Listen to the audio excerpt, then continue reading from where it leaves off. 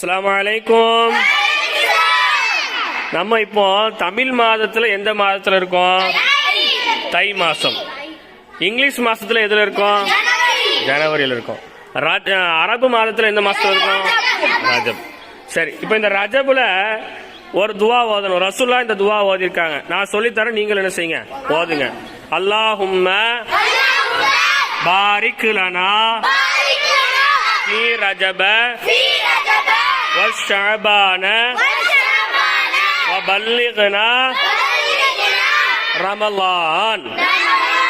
அல்லாஹும்ம பாரிக் லனா ஃபீ ரஜப வஷஅபான வபல்லிக்னா ரமலான். இந்த துவாவை எல்லா தொழுகைக்கு அப்புறம் என்ன செய்யணும், ஓதணும். இந்த துவா ஓதுனா ரமலான் மாசத்தை நல்ல முறையில்